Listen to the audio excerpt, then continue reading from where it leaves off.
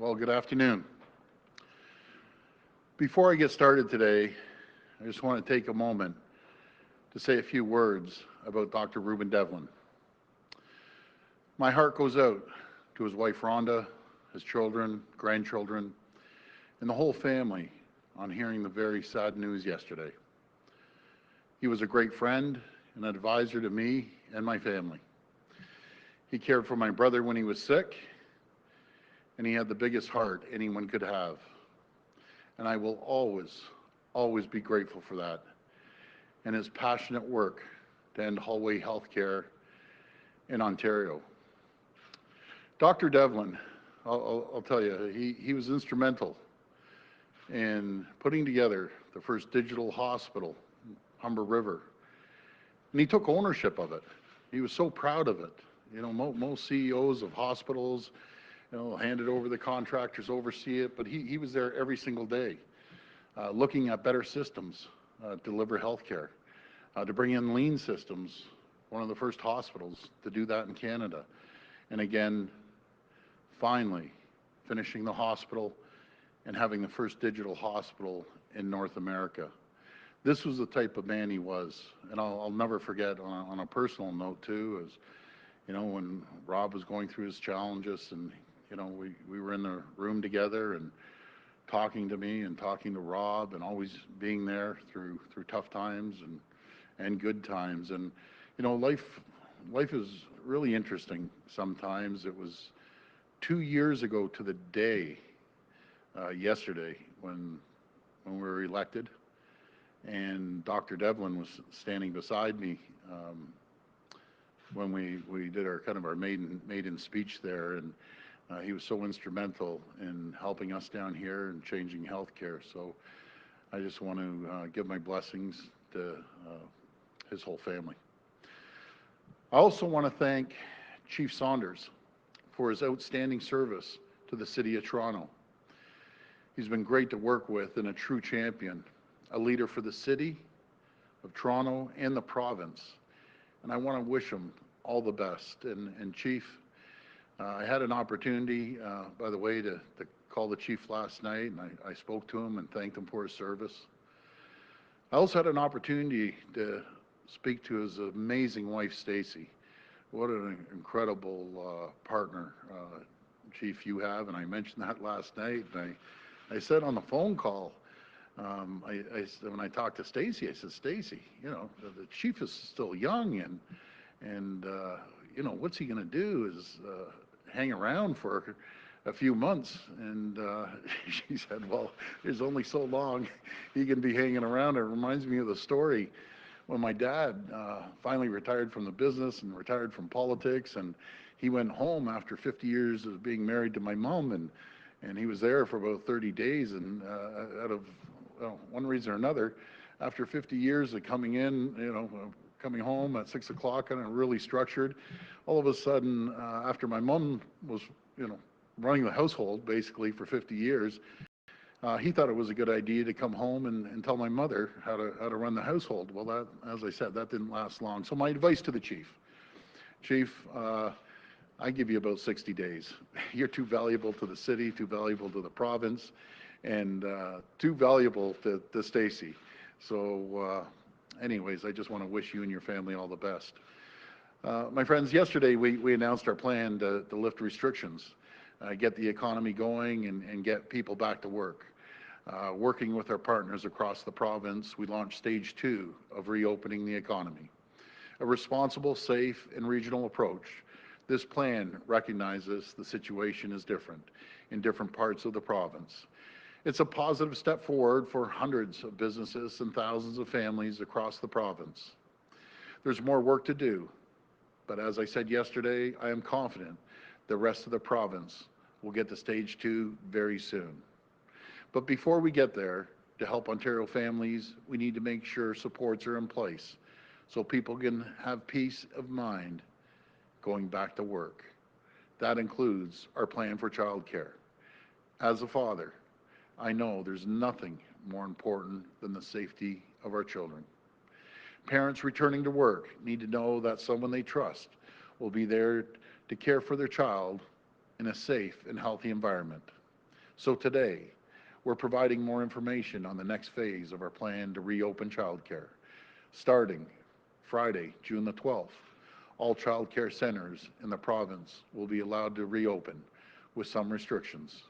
These restrictions will be just like the ones we've seen in the emergency childcare centers open already. There will be limits on the amount of children in the centers at one time. There'll be more screening and more cleaning, and childcare centers will be able to reopen once they meet these guidelines. I want parents to know we will take every measure necessary to keep the kids and the staff safe and healthy. And for older children, we know there's been a lot of questions around camps. Summer day camps will also be allowed to open with some restrictions as part of stage 2. In coming weeks, we'll continue to plan for the next phase of childcare reopening and work on our plan to reopen schools. We'll keep parents informed so they can plan ahead. I want to thank each and every parent and guardian across the province during the last 3 months. In this unprecedented time, all parents and guardians have had the increased challenge of balancing work and family in this new normal. It's no easy task in normal days, but now more than ever, I know it's even tougher. You being there for your children, showing leadership and love during these challenging days, and together, you and your family, alongside the rest of Ontario, will emerge from this pandemic stronger than ever before.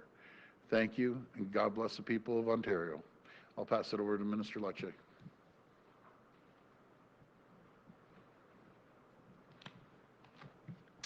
Well, good afternoon. We made a commitment to Ontario parents to ensure your kids remain safe and to ensure the parents can return to work with the confidence that their children are safe. Today, we are delivering on both objectives. As Ontarians return to work and as we look ahead to stage 2 of Ontario's reopening plan, we know that providing childcare for parents is critical to getting our economy back on track. As the Premier announced, childcare will reopen in stage 2, province-wide, with strict health and safety requirements in place. Nous aidons les Ontariennes et les Ontariens à retourner au travail en rouvrant les centres garde de manière sécuritaire. We are helping Ontarians return to work with the safe reopening of childcare. This plan was reviewed by the best public health and medical minds in Ontario, including experts at the Hospital for Sick Children. In fact, the rules will look a lot like the guidelines we've established to provide emergency childcare for frontline workers, and it's a model that we know that works. Let me lay out our plan that will keep kids safe. First, we are requiring operators to limit the number of kids and staff to a defined space to 10 people. All children, all staff will be screened for symptoms prior to their entry. We will not allow visitors in our centers. All centers will be thoroughly cleaned before opening and throughout the day. On top of this, we're directing the removal of all toys that could easily spread germs. All childcare centers must have a COVID-19 response plan if a child or a parent or staff is exposed to the virus, and is to keep daily attendance records to support contact tracing. Finally, the local medical officer of health must be supportive of these local reopening plans to ensure the highest standards of safety. Now, in-home childcare providers will also operate under enhanced health and safety requirements. Now, I know, and I think we appreciate that some parents may decide to not utilize their existing childcare space in the coming period. We will protect these parents by ensuring that you do not lose your spot nor be charged during this period of time. Now, finally, to underscore our zero-tolerance approach to non-compliance, we will be increasing penalties by $1,000 a day per child, or a net 50% increase in the penalty regime. We will also be stepping up inspections to ensure compliance and safety.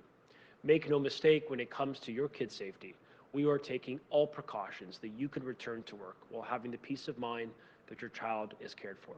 And like the Premier and the Deputy Premier, I just want to express our gratitude to Ontario parents for their sacrifice to date and their optimism in the future. Thank you.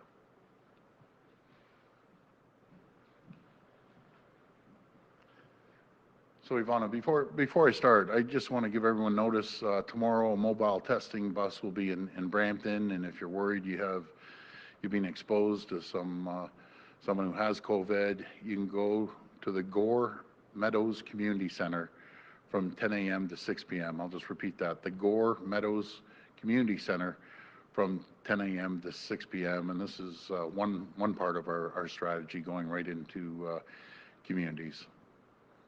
Okay, we'll go to the phone line for questions. First question. First question comes from Chris Rushley from Toronto Star. Please go ahead. Hi, Chris. Hi, good afternoon. My question is for Minister Lecce.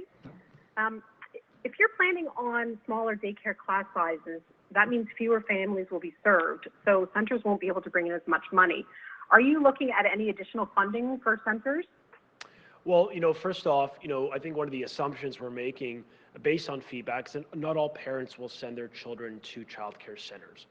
So we believe we'll have sufficient capacity to enable parents to utilize childcare should they need it, given if they're returning to work as part of the stage 2 reopening. I should also note that home care will continue to be provided through this period. Now, with respect to funding, we have done quite a bit in the past weeks to leverage federal funds and as well as provincial funding to ensure stability in the sector. We want to ensure that childcare operators are there for parents today and well into the future. We know how consequential it is to labor market participation. I was speaking to my colleague Jill Dunlop last night, and she reminded me just how important it is for women to see childcare as a viable option in their communities. And so what I can assure you is, I can tell you what we're doing to help ensure that childcare operators remain sustainable. First is we are participating 37.5% in the rent program with the federal government. That is going to help the offsets for rent for these operators. The second is the emergency wage subsidy by the feds has been expanded to include childcare operators, in part because of Ontario's advocacy. The third, the Ministry of Education has actually extended additional support for operating funding for fixed costs, like for example, rent or insurance. And we have said that on a one-by-one basis, we will make sure we're there for operators on a need basis to get them through this difficulty. That is our commitment. But I think today's announcement, signals the government's priority on not just stability of the sector, but protecting parents' financial interests by ensuring the emergency order remains in place. So should a parent not want to put their child back in a center, that is your choice. You will not lose your space, and nor will you be charged.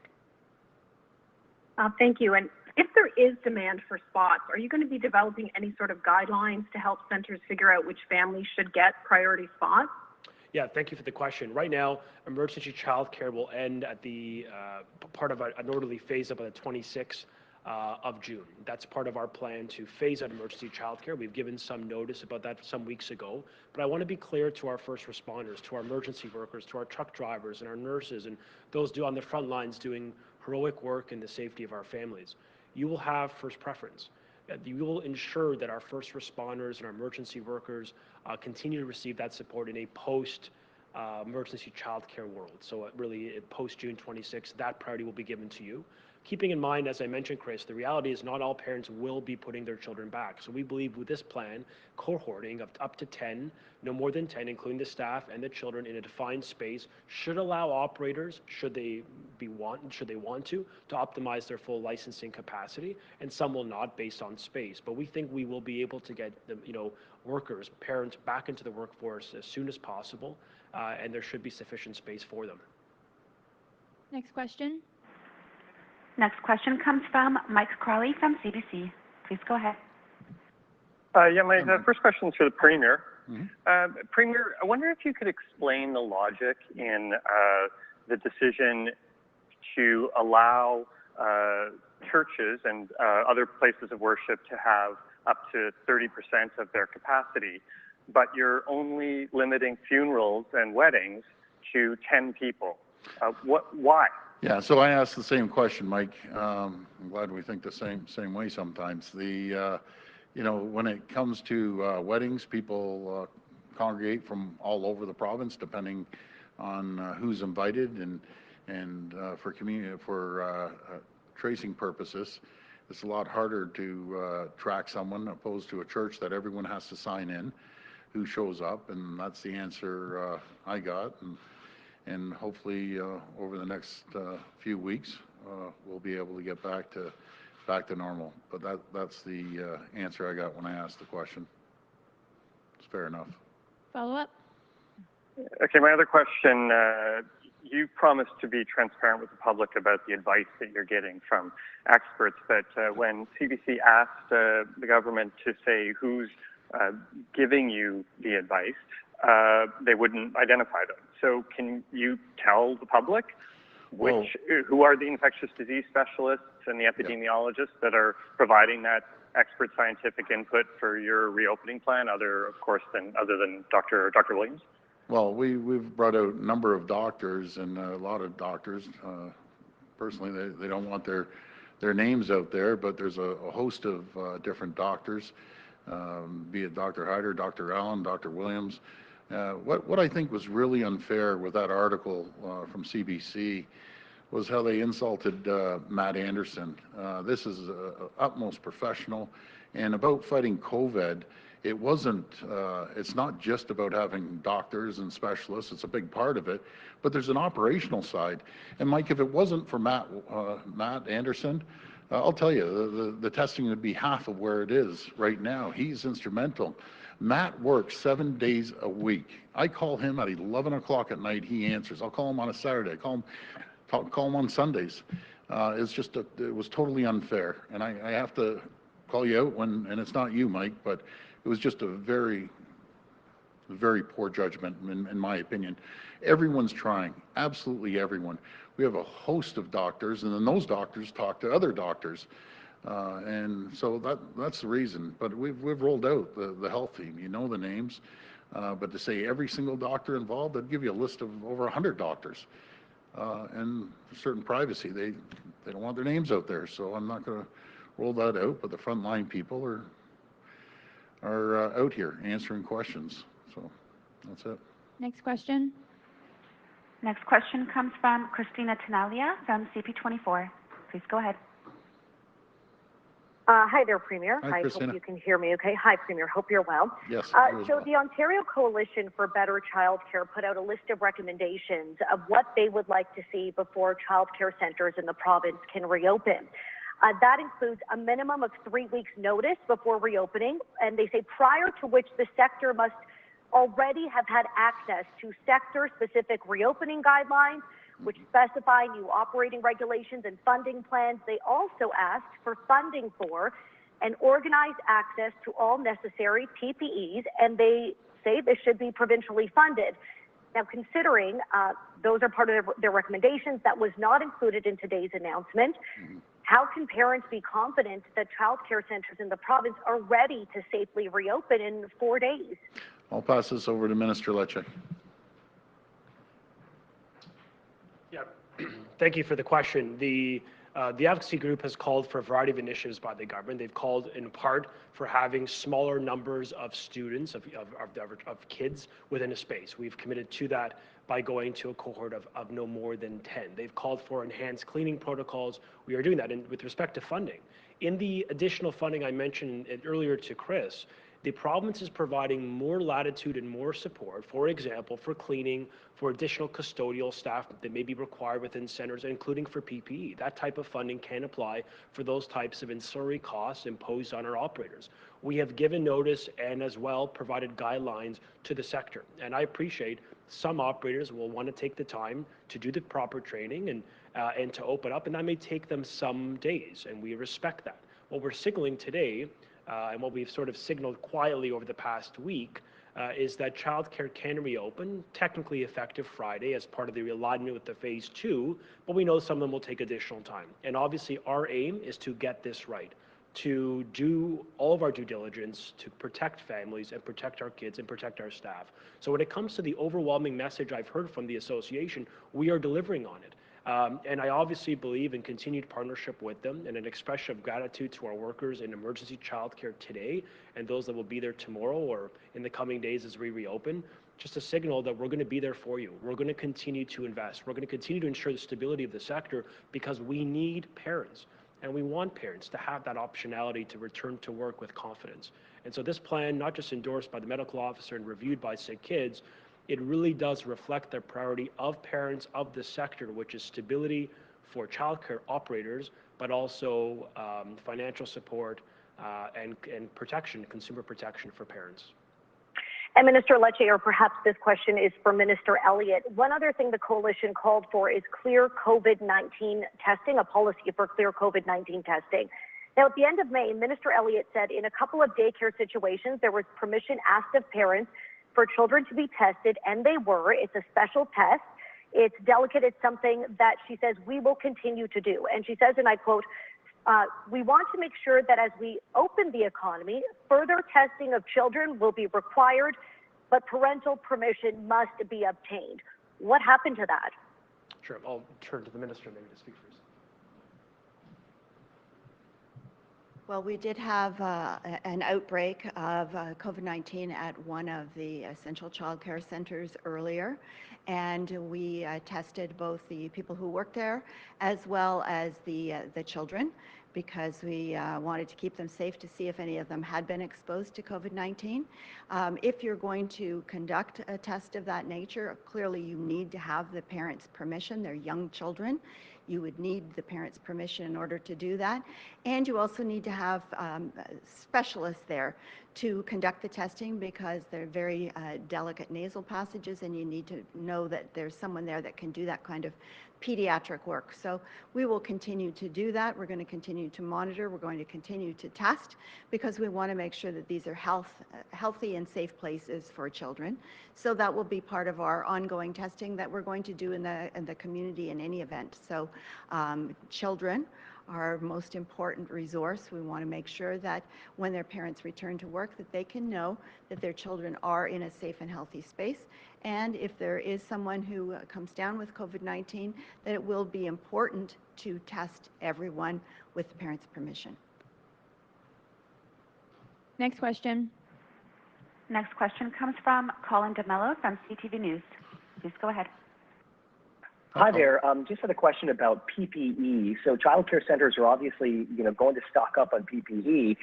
Who pays for that? Should the child care centers charge families? Should they bear the cost, or is the government setting aside a certain fund for child care centers for PPE specifically? Well, Colin, I'm going to pass it over to the minister that's taking care of it. With respect to PPE, as I mentioned, the government will provide ancillary supports to cover things like, additional cleaning. PPE will be required. There are additional supports the province is lending to operators, and that's been made clear in today's announcement. Of course, that's in addition to the funding and support on rent relief, on the emergency wage subsidy, because we're trying to ensure that the sector understands fully that we are committed to their sustainability and to the protection of our kids and our staff. All right, thank you. My next question is for the Premier specifically, and it's on another topic. Premier, there are calls to defund police services right across North America. The OPP is a $1 billion operation under your purview. What are your thoughts on defunding police in general, and specifically your thoughts on defunding the OPP?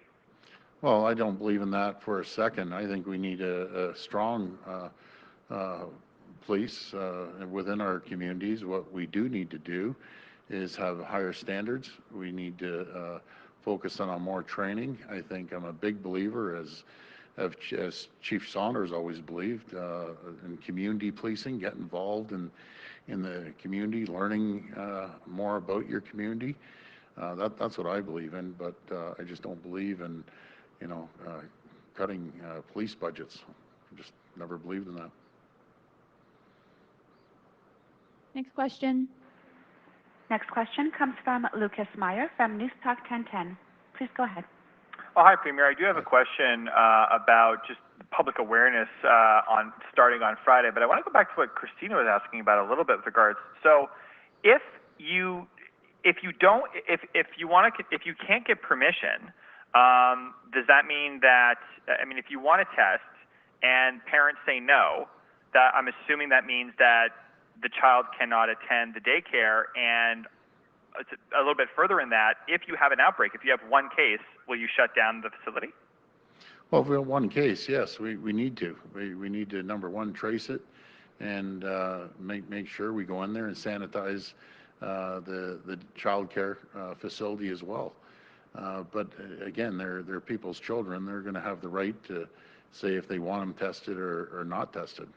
We can't force anyone to test their children. I'd never do that anyways. Strictly up to the parents. Follow-up.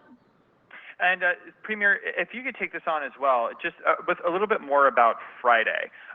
In terms of public awareness, there's, we see the commercials and the signs, but if you're going to have a lot of the province opening up now and you want them to follow the safety precautions, do you think that you need to do a little bit more when it comes to public awareness, reminding people about physical distancing, focusing on hand washing and sanitizer, disinfecting, etc.? Are you concerned about a certain level of complacency, and are we going to see that public awareness portion increase Friday, next week, and when Phase 2 eventually happens in Toronto and the GTA? We have to be vigilant. We have to never let our guard down, ever. We always have to make sure we practice social distancing. We have to make sure that we're always washing our hands.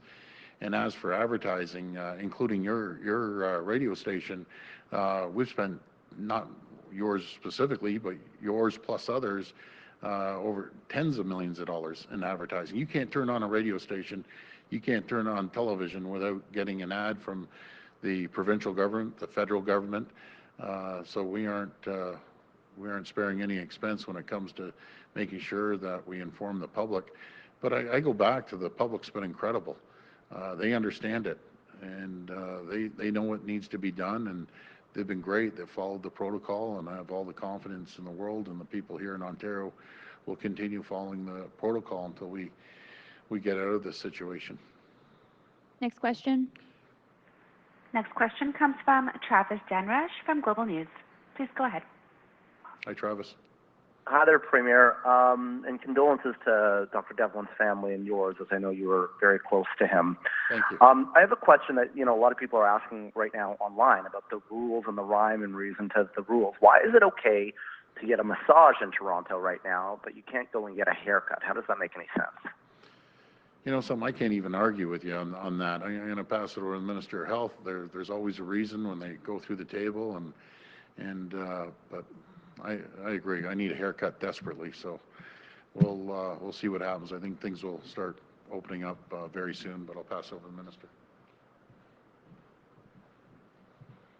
Well, a lot of it has to do with physical proximity and closeness to the face-to-face with other people. That's why we know that dental services, for example, are resuming because of precautions and requirements from the college on what is safe and what people should be wearing, masks and facial shields and so on.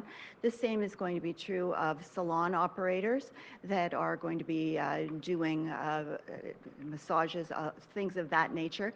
And ultimately, for hair salons, manicurists and so on, where people are in close physical proximity face-to-face. And as we know, if someone sneezes, there can be transmission of the virus. So we just have to be very careful. That's the basis upon which these decisions were made.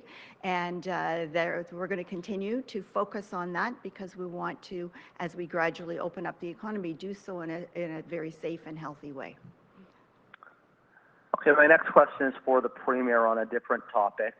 Premier is laid to rest today, and I'm not sure if anyone has asked you what you thought when you saw that video, what went through your head, if you can describe that.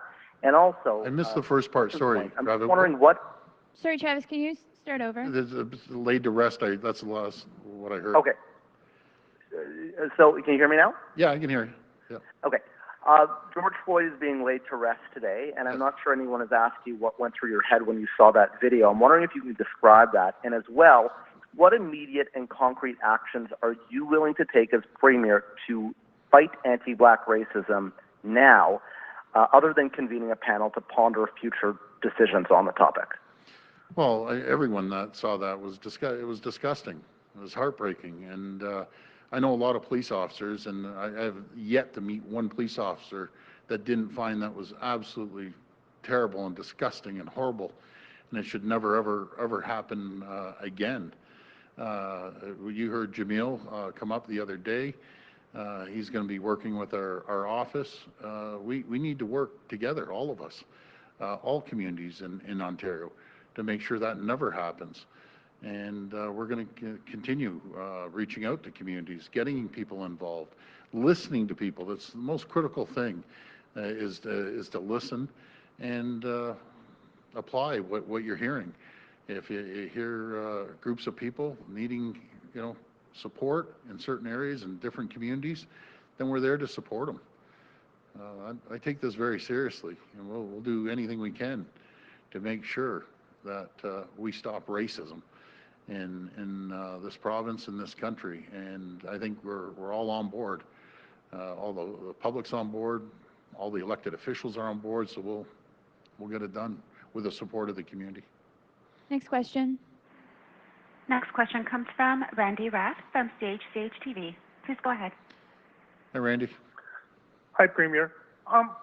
Contrary to what you and Dr. Williams and the Finance Minister said yesterday, the Chief Medical Officers of Health in Niagara and Haldimand, Norfolk say that they were not consulted before they were told that they weren't moving into stage 2, that the news conference you held yesterday was the first that they had heard of it. And the mayor of Niagara Falls is extremely upset, saying that 98% of the tourism industry down there is out of work, and that it's going to lead to a catastrophe financially. What happened there? Well, let's start off with Niagara. First of all, their cases ramped up over, I believe it was 15%, which is staggering. And I understand that was a big chunk of that was migrant workers. But still, when the the numbers shoot up, our medical team, we have no choice. And I asked specifically, was everyone contacted? The answer I got was yes. So I guess the chief medical officer and ours are kind of going back and forth. I can see, but we'll make sure, without digging deep and pulling out papers and emails and everything else, we're all in this together. So it's not time to be finger pointing. So we're going to make sure that every community gets a follow-up call, but we aren't far behind. If we can get these numbers down, like hopefully in the next week or 2 weeks, we review this every single week. There's no one out there, Randy, that wants to get this economy going more than I do. It's absolutely critical. Now let's go to Haldimand, Norfolk. I understand this is fluid. This thing is moving constantly, and I understand, one time you may say something and it may change. It wasn't longer than 2 to 3 weeks ago that we had the two mayors from there, I remember on TV shouting and screaming, saying they're going to fine any cottager that comes up. We didn't have the capacity, they were saying. We had one ventilator, we have a small hospital, we don't want anyone up there. And all of a sudden, bingo, they're out there getting a haircut saying they want everyone to come up. I get it, things change. I get it, but you can't have it both ways, and they had a massive spike. When they have a massive spike in the area, we have to do the responsible thing. People that live in that area are incredible. They're salt of the earth. I've been up there numerous times. I've talked to them. They're incredible people. But, you can't be telling everyone to stay away and we're going to fine you if you go to the cottage that you pay taxes for, and the most outspoken in the entire province, and a couple of weeks later sitting there getting a haircut and going against the protocol. So, give me a break. Really. They have to pick and choose. Follow up. But we'll get it straightened out. Hopefully in the next week, 2 weeks, people will be able to go up there and have a lot of fun. Follow up. So that protest today where they sat and got a haircut, how would you characterize that behavior? I mean, that was actually an act of civil disobedience, wasn't it? Are they encouraging people to break the rules? Well, the ironic thing about this, they were the same mayors, you remember, Randy, that were shouting and screaming in the whole province, the only two that were saying we're going to fine cottagers if they come up to their own residence. Really getting out there and voicing their opinion, and that's fine. God bless them. But all of a sudden, to do like a 180 in a couple of weeks, as your numbers are going up in your area, it'd be totally irresponsible for us to say, okay, that's fine, open it up. They're the last two mayors in the whole province out of 444 mayors that I would think would be doing this, but this pandemic does strange things for people. I can't figure it out myself. You can't have your cake and eat it too, either one way or another. Okay, last question. Last question comes from Alison Jones from the Canadian Press. Please go ahead. Hi, Premier. Hi. My questions are probably best for Minister Lecce. Good. Minister, I'm just hoping you can explain the reasoning behind having all childcare centres in the province able to open as of Friday, and yet not all areas of the province are moving to stage 2. Well, we've sought the advice of the Chief Medical Officer of Health, who, as you know, has been a proponent of the concept of cohorting. He believes, and with his support, that we can responsibly cohort students in individual spaces, utilizing the space of a childcare center responsibly by using social distancing. Every child and staff is getting screened, as well as enhanced cleaning protocols. With this program, I think what it demonstrates, Allison, is what we've done in the past is informing what we can do in the future.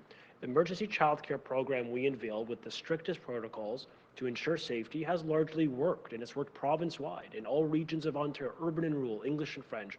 In north, south, east, and west, we've seen operators open up. And so we are scaling that up, but we're actually enhancing the protocols. We're enhancing the penalties. We're enhancing the requirements imposed on our staff. We're requiring now the service managers to have to conduct, in conjunction with the local health officer, training to ensure in this new world that these staff are set up to succeed and that their kids are safe.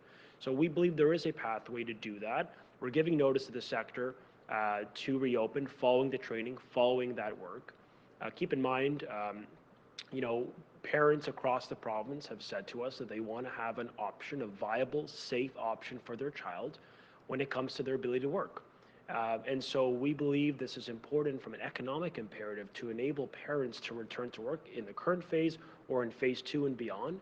But it's also underscored by our most important principle, which is safety. And this plan will keep kids safe. And I just wanted to circle back to your question, your answer to Chris's first question on additional funding. I heard you list a lot of the things that had been done already, but I'm not sure I heard any promise of future funding to help out the centres as they operate at reduced capacity and still can't charge parents fees. I know your news release mentions leveraging the existing funding formula, but does that include funding for the centres that don't get the municipal operating funding?